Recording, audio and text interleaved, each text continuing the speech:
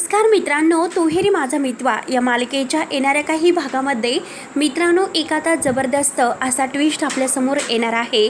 त्या ट्विस्टमध्ये आता रमाकांतवर चोरीचा आरोप करणाऱ्या आणि रमाकांतच्या बॅगमध्ये पैसे ठेवणाऱ्या राकेशचं सत्य आता ईश्वरी सगळ्यांच्या समोर कसं आणणार आहे। कारण रमाकांतला घराच्या बाहेर काढण्यासाठी वल्लरी आणि राकेश या दोघांनी मिळून केलेला हा प्लॅन ईश्वरी त्यांच्यावरच कसा उलटवते आणि त्या दोघांना घराच्या बाहेर कसं आता अर्णवच्या समोर सत्य सांगून काढते हे आपण या व्हिडिओमध्ये पाहणार आहोत।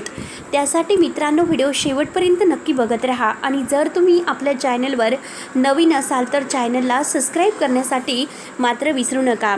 तेव्हा मित्रांनो हे बघा, आता ईश्वरी अर्णव आणि रमाकांत या दोघातील नातं हे व्यवस्थित करण्याचा प्रयत्न करत असते। दोघातील गैरसमज कसे दूर होतील, कारण आज तिने पाहिलेलं असतं अर्णव चक्क भाजलेल्या पायावर रमाकांतच्या क्रीम लावून देतो आणि इतकं आता होऊन त्या दोघांचं नातं कधी सुरळीत होईल म्हणून आता हा छोटासा तिला नमुना पाहायला मिळाला आहे। तेव्हा तिला खात्री पडते की अर्णव सर नक्कीच रमाकांत यांना अगदी आपले वडील म्हणून स्वीकारतील। ज्या दिवशी आपले बाबा निर्दोष आहे हे सत्य जेव्हा अर्णव समोर येईल त्या दिवशी हे शक्य होईल। त्यासाठी काही करून मला लवकरात लवकर मात्र आता हे सत्य शोधावंच लागेल। आणि त्याच वेळेस आता ईश्वरीला इकडे हा शुभमकरबद्दल कळालेलं असतं, कारण शुभमकर नम्रता आणि आकाश या दोघांना वेगळं करण्याचा प्रयत्न करत आहे।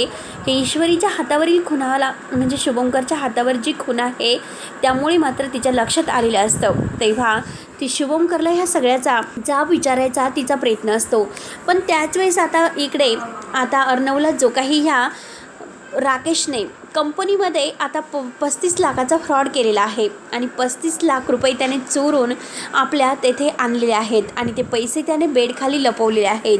परंतु आता अर्णवला हे सत्य समजतं, कारण जेव्हा तो दारू पित असतो आणि दारू पित असताना मात्र त्याला आता ते जे काही ही अंजली आहे, अंजली घाईने रूममध्ये येते म्हणून तो दारूचा अंजलीला वास येतोय आणि दारूचा वास अंजलीला येऊ नये यासाठी तो लगेच आता बाहेर जातो।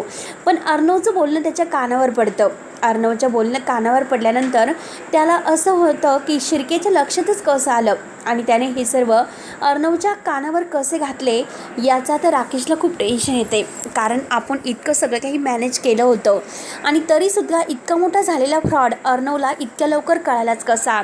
आणि जर हे सर्व आपल्यावर आले तर अर्णवचा आपल्यावर जो काही विश्वास बसलेला आहे तर तो गमावण्यासाठी वेळ लागणार नाही आणि आपलं सत्य उघड पडायला अगदी काही सेकंदात सगळं काही होईल। म्हणून आता हा राकेश असा गेम खेळतो आणि तो डायरेक्ट वल्लरीकडे येतो। वल्लरीला म्हणतो की हे बघा मामी, आज मला तुमची गरज आहे। मामी म्हणते की काय झालं, तुम्ही तर आता म्हणजे मलासुद्धा ओळखत नव्हतात, मग आज इतकं काय झालं। त्यावरती तो म्हणतो की मामी हे बघा, मी कंपनीतून 35 लाख रुपये चोरलेले आहेत आणि त्याचा फ्रॉड मी केलेला असला क्षणी अर्णवच्या हे सर्व लक्षात आलेलं आहे। परंतु मामी आज मी तुम्हाला सांगतो की माझी मेमरी वगैरे गेलेली नाही, परंतु या सगळ्याचा मला बदला घ्यायचा आहे आणि त्यात म्हणजे तो रमाकांत येथे घरी येऊन बसलेला आहे, काहीतरी आता करावंच लागेल। मामी म्हणते की म्हणजे तुमचा शत्रू तो माझा शत्रू, रमाकांतला जर घराच्या बाहेर काढायचं असेल तर मात्र आपल्या दोघांना एक प्लॅन करायचा आहे। आता राकेश म्हणतो की 35 लाख मी चोरले आहेत आणि ते जर अर्णवकडे आता समजले तर अवघड होईल।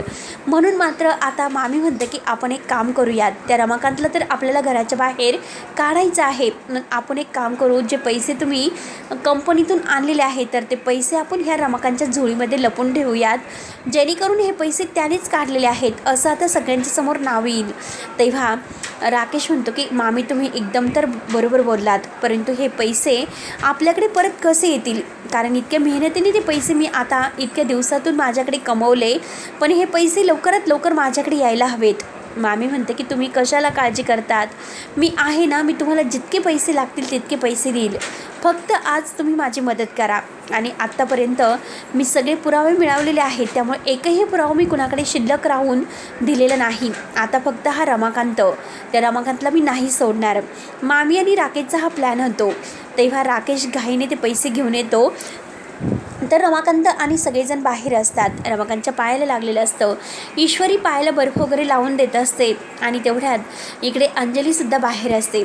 आता राकेश घाईने इकडे रूममध्ये येतो. त्याचा लॅपटॉप आहे तो ओपनच असतो आणि त्यावर मात्र ह्या ताराचे फोटो वगैरे असतात. अंजली तो लॅपटॉप घ्यायला जाणार तोच लगेच राकेश धावतच येतो आणि तिच्या हातातील लॅपटॉप तो हिसकावून घेतो. अंजली म्हणते की तुम्ही असं का करतात, नक्की तुम्हाला काय झालं? एकतर घरामध्ये दारूचा वास येत होता, मी तुम्हाला विचारायला गेले तर तुम्ही लगेच फोनवर बाहेर बोलत गेलात, नक्की तुम्ही माझ्यापासून काही लपवतात का? आणि त्यात म्हणजे आत्ता हा लॅपटॉपसुद्धा तुम्ही घाईने घेतला. तर अंजलीला लगेच तो गोड बोलतो. अंजलीला म्हणतो की अगं हे बघ अंजली, माझं खूप अगदी काम आहे आणि त्या कामासाठी मला घाईने मात्र पासवर्ड म्हणजे जर मी टाकला आणि तो जर चुकीचा पासवर्ड टाकला गेला तर लॅपटॉप लॉक होऊ शकतो, त्यामुळे तू काहीही करू नये यासाठी मी तुझ्याकडून लॅपटॉप घेतलेला आहे. अंजली म्हणते की बरं ठीक आहे, तुमचं जशी इच्छा तशी, मला काही हरकत नाही. तेव्हा आता लगेच ह्या राकेश मुद्दाम तिला म्हणतो की हे बघ अंजली, माझ्यासाठी तू जरा चहा घेऊन येतेस का, कारण मला खूप कंटाळा आलेला आहे आणि चहा तर खूपच प्यावासा वाटलेला आहे. त्यावरती अंजली म्हणते की ठीक आहे, तुम्ही बाळाकडे लक्ष द्या, मी आत्ताच तुमच्यासाठी चहा घेऊन येते. अंजली रूममध्ये जाते. किचनमध्ये गेल्यानंतर ती चहा बनवत असते. तोच लगेच राकेश ते पैसे घेतो आणि ते पैसे आता मामीकडे घेऊन येतो. तोपर्यंत मामी वाटच पाहत असते आणि रमाकांत आता रूममध्ये नाही. या संधीचा आपण फायदा घ्यायला हवा आणि घाईने ते पैसे आपण लगेच त्या रमाकांतच्या झोळीत टाकून ठेवायला हवं, जेणेकरून आता हे पैसे याने चोरलेले आहेत आणि पैसे चोरण्यासाठीच तो इथे आलेला आहे असं दाखवायचं. तेव्हा लगेच म्हणजे आपण निर्दोष आहे सिद्ध होईल, आपल्यावर कोणी आरोप नाही करू शकणार. तर राकेश म्हणतो की मामी तुम्ही तर एकदम असं सुपर डोकं चालवलं आणि खरंच आता यापुढे आपण दोघंही सोबत असू, तुम्हाला जर माझी काही मदत लागली तर मी नक्की तुम्हाला मदत करायला तयार आहे. त्यावरती वल्लरी म्हणते की हो ठीक आहे आणि वल्लरी आता रूममध्ये जाते. ते पैसे आता हे रमाकांतने चोरलेले आहे असे अंजलीसमोर तिला आणायचं असतं. तेव्हा लगेच घरामध्ये आता इकडे ईश्वरीने मात्र रमाकांतला पोळ्या बनवायला सांगितलेल्या असतात आणि त्या पोळ्या बनवून मस्त असा अगदी साजूक तुपाचा हा लाडू बनवायला सांगितलेला असतो, कारण अर्णवला तो गुळाचा आणि साजूक तुपाचा पोळ्यांचा लाडू फारच आवडत असतो, हे ईश्वरीला माहिती असतं. रमाकांत आणि ईश्वरी किचनमध्ये आहेत. तर इकडे आता ऑर्डर व्हायला सुरुवात होते. आता लगेच म्हणजे ह्या अर्णवला त्यांनी लाडू वगैरे आणून दिलेला असतो. अर्णव मात्र खूपच चिडतो. अर्णव म्हणतो की तुम्ही याच्यासाठी येथे आलात का, काय गरज होती तुम्हाला येथे येण्याची, आणि असे लाडू वगैरे माझे आवडते पदार्थ बनवून मी तुमच्यावर खुश होईल असं तुम्हाला वाटलं असेल, पण असं कधीही होणार नाही. तेव्हा लगेच अर्णव इतका भडकलेला आहे की तुम्ही जा इथून, या घरातून. कशासाठी आला, कारण अर्णवला एकतर फार टेन्शन असतं, 35 लाखांचं त्याचं नुकसान झालेलं आहे आणि ते नक्की कसे झाले हे त्याला शोधून काढायचे असते. म्हणून आता अंजली तेथे येते. अंजली म्हणते की हे बघ यासाठी ते इथे आलेले आहेत आणि ते पैसे वगैरे दाखवते. ते पैसे वगैरे दाखवल्यानंतर ईश्वरीला आणि रमाकांतला फार मोठा धक्का बसतो.